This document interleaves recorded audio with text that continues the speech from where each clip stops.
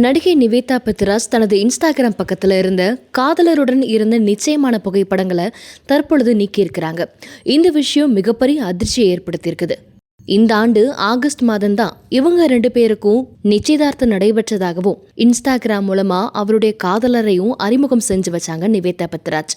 இந்த டிசம்பர் மாதத்துக்குள்ள திருமணம் ஆகும் அப்படின்னு எதிர்பார்க்கப்பட்ட நிலையில நிவேதா பெத்ராஜ் தனது இன்ஸ்டாகிராம் பதிவுகளை நீக்கியிருக்கிறது பெரும் பரபரப்பை ஏற்படுத்தியிருக்கு. நிவேதா பெத்ராஜை நிச்சயதார்த்தம் செஞ்ச ரஜித் இஃப்ரானும் தன்னுடைய இன்ஸ்டாகிராம் பக்கத்தில் இருந்து நிவேதா பெத்ராஜோட புகைப்படங்களை நீக்கியிருக்கிறாரு அப்படிங்கிறது குறிப்பிடத்தக்கது. கிரிக்கெட் வீராங்கனை ஸ்மிருதி மந்தனா சமீபத்தில் தன்னுடைய நிச்சயதார்த்தம் முடிஞ்ச நிலையில திருமணத்தை ரத்து செஞ்சாங்க. இந்த நிலையில நடிகை நிவேதா பெத்ராஜும் தன்னுடைய திருமணத்தை ரத்து செய்து விட்டாரா அப்படிங்கிற கேள்வியும் எழுந்திருக்கு. அதுக்கு முக்கியமான காரணமே அவரது இன்ஸ்டாகிராம் பக்கத்தில் இருந்த நிச்சயதார்த்த புகைப்படங்கள் மட்டும் டெலீட் ஆகியிருப்பது அப்படின்னு சொல்லப்படுது. சமீப காலமாகவே சினிமா பிரபலங்கள் சமந்தாவை போல பிரேக்கப் அறிவிக்க தங்களுடைய சமூக வலைதள பக்கங்களில் இருக்கக்கூடிய திருமணமான புகைப்படங்களையும் காதலனுடைய புகைப்படங்களையும் நீக்கிறத வழக்கமாக கொண்டிருக்கிறாங்க.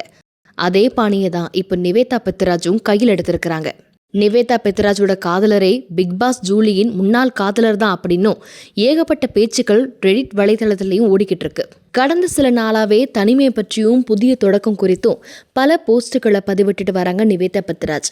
இதுவரைக்கும் அதிகாரப்பூர்வமா திருமணம் நின்றுச்சு அப்படின்னு அவங்க எந்தவித அறிவிப்பும் வெளியிடல. இருந்தாலும் அவரது ரசிகர்கள் சொல்ற கமெண்ட்டுக்கும் எந்தவித நோன்னு சொல்லாம அவங்க மௌனம் இருப்பினும் திருமணம் நின்றுச்சா அப்படிங்கிறத பற்றி ரசிகர்கள் பேசுகிற பேச்சுக்கும் நிவேதா பெத்ராஜ் மௌனம் காத்துட்டு வராங்க. ஆக்சுவலி ப்ராபப்ளி டப்பிங்க்கு முன்னாடி ராகுல் சார் would have given ஒரு ப்ரீஃப் இந்த கேரக்டர் பற்றி. பிகாஸ் ஜென்ரலாக இந்த விஷுவல்ஸ் எல்லாம் பார்த்து நம்ம புரிஞ்சுக்கிறது வேற. பட் அதை உங்களுக்கு ஒரு ஒரு நரேஷன் இந்த கேரக்டர் பற்றி கொடுக்கும் போது அதை ரிசீவ் பண்ணிக்கிறது எப்படி இருந்தது உங்களுக்கு? பிகாஸ் கொஞ்சம் டஃப் இல்லையா இது ஃபுல்லாகவே கேரக்டர் ட்ரோவன் சப்ஜெக்ட் அப்படிங்கிறதுனால? ஆமாம். ஸோ இப்போ actually I didn't get much of brief. Because இப்போ ஃபஸ்ட்டு பார்த்தீங்கன்னா நான் இது வந்து ஹிந்தி ஃபஸ்ட்டு டப் பண்ணியிருந்தேன். அண்ட் ஹிந்தி வந்து it had to be dubbed on a very urgent basis. So there was very limited time and we had to, finish the dubbing. So when I watched the film, I got an idea. But of course, in between, I had a talk with the director Rahul, and he was, explaining where all, how all the intensity of the character, because Rombo, she goes through a lot of emotional, phases. So adalla mattum you just keep it in mind, and so I just went by what he told. And of course, Rashmika had performed so well, and it was so real. I would say, like how many people are saying this is her career best till now. And the kind of அவங்களோட அந்த screen presence, அந்த இன்டென்சிட்டியோட ஒவ்வொரு first அவங்களோட கண்ணிலே நிறைய நடிச்சிட்டாங்க இந்த படத்தில் பார்த்தீங்கன்னா. அண்ட் ப்ளஸ் அவங்களோட அந்த பாடி லாங்குவேஜோட அந்த ஒரு நர்வஸாக இருக்கும்போது ஒரு அந்த ஃபிங்கர்ஸை எப்படி பண்ணுறது, அந்த பாடி லாங்குவேஜில் நிறைய கன்வே பண்ணியிருக்காங்க அவங்க. And so when she has given her absolute best on screen. So எனக்கு அது வந்து ரொம்ப ஐ வாஸ் வெரி ஹாப்பி.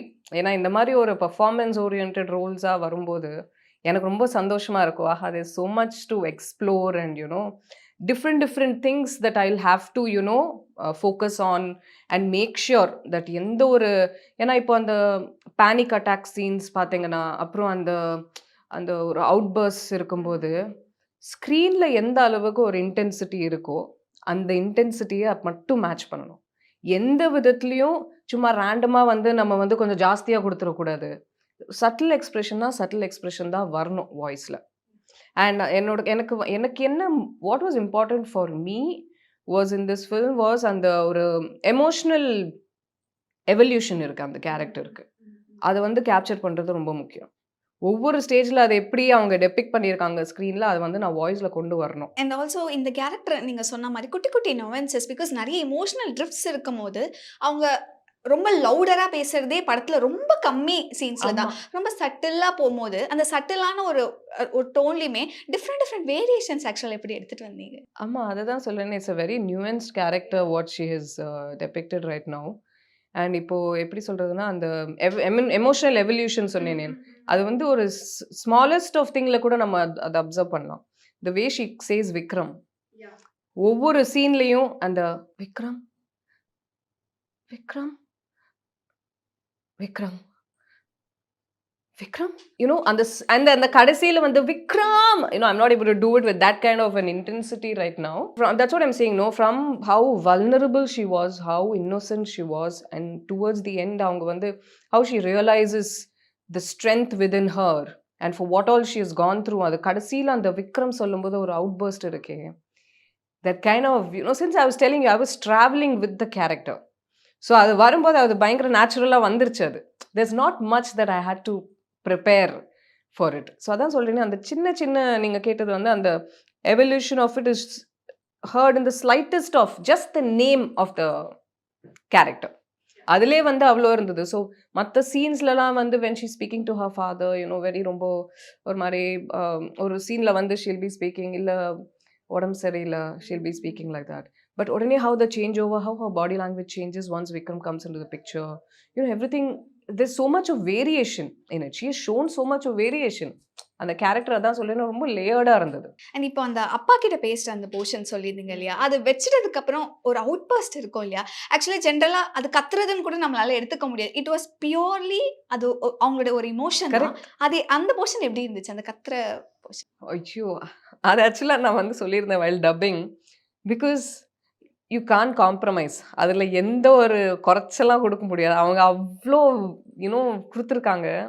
நான் அந்த சீனை வந்து ஹோல்ட் பண்ணிட்டு நான் லாஸ்ட்டாக பண்ணுறேன்னு சொல்லிட்டேன் நான். Because generally I always say, இந்த மாதிரி நிறைய ஷவுட்டிங் சீன்ஸ் எல்லாம் இருந்ததுன்னா I always prefer to do it towards the end. Why? Because எனக்கு வந்து அது கம்ப்ளீட்டாக ப்ராப்பராக I want to be doing justification to it.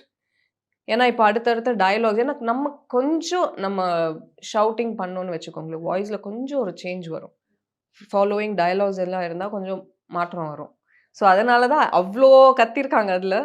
So I told இது மட்டும் ஃபைனலாக பண்ணிக்கலாம். So when you travelling with the story and அந்த கடைசியிலையும் வந்து அந்த விக்ரம்னு கத்துறது, அப்புறம் அந்த கிட்டாரை வச்சு அடிக்கும்போது, so all that came out very natural. I just went for it. பரவாயில்ல, நெக்ஸ்ட் 2 days வாய்ஸ் ரெஸ்ட் இருந்தால் கூட பிரச்சனையே இல்லைன்னு. ஸோ அதை லாஸ்ட்டில் வச்சுட்டு அப்படியே went for it and game in one take. And also இப்போ கொஞ்ச நேரத்துக்கு முன்னாடி பேசும்போது சொன்னீங்களே, அங்கே என்ன ஸ்க்ரீனில் இருக்கோ ஐ ஹேவ் டு அதை டெபிக் பண்ணுற மாதிரி தான் நான் பண்ணணும், தட் எக்ஸாஜரேஷன் பெருசாக இருக்கக்கூடாது. பட் ஜென்ரலாக அந்த டப்பிங் ஃபிலிம்ஸ் எல்லாம் பார்க்கும்போது ஆல்ரெடி ஒரிஜினலான ஒரு வெர்ஷனில் இருக்கிறத விட கொஞ்சம் ஒரு ஸ்டெப் மேலே இருக்கும் தமிழில் நம்ம பார்க்கும்போது. நீங்கள் டப்பிங் ஆர்டிஸ்ட் அதை எப்படி ஹேண்டில் பண்ணுவீங்க? ஜென்ரலாக வாட் ஸ்க்ரீனில் என்ன இருக்கோ அவ்வளோதான்ப்பா, அந்த இமோஷன் தான் நான் கொடுப்பேன், ஆர் பிகாஸ் ஆஃப் தமிழ் இந்த ஆடியன்ஸ்க்காக இன்னும் கொஞ்சம் எக்ஸாஜரேட் பண்ணி நான் கொடுக்குறேன் அப்படிங்கிற மாதிரி? அது வந்து depends, because I speak for my self here. Because என்னோட இது வந்து எந்த அளவுக்கு அவங்களோட பாடி லாங்குவேஜோட அவங்க பேசியிருக்காங்களோ அந்த அளவுக்கு கொடுக்க ட்ரை பண்ணுவேன் நான். பட் சம்டைம்ஸ் வந்து ஷூட்டிங்கில் வந்து இஃப் த டைரக்டர் ஃபெல்ட் இல்லை அந்த அளவுக்கு அச்சீவ் பண்ண முடியல ஆர்டிஸ்டே இருந்து, இன்னும் கொஞ்சம் எக்ஸ்ட்ராவாக வேணும், those are the challenges is what I would say. அப்படின்ற போது நம்ம கொஞ்சம் எக்ஸ்ட்ராவாக கொடுக்கணும். ஆனால் இது அது கொடுக்கும்போதே எனக்கு ஒரு மாதிரி யூயோ எக்ஸ்ட்ராவாக போகிறதே மிஸ்மேட்சாக இருக்கேன்ற மாதிரி இருக்குது. But ultimately what the director wants, if the director says இல்லை இன்னும் கொஞ்சம் எமோஷ்னல் வந்து அவ்வளோவா எமோஷ்னலாக இல்லைன்னா கூட கொஞ்சம் எமோஷ்னல் வாய்ஸில் அட்லீஸ்ட் வாய்ஸ்லேயே அது கொண்டு வரலாமா அந்த மாதிரி சொல்லுவாங்க. So that way will have to go with that.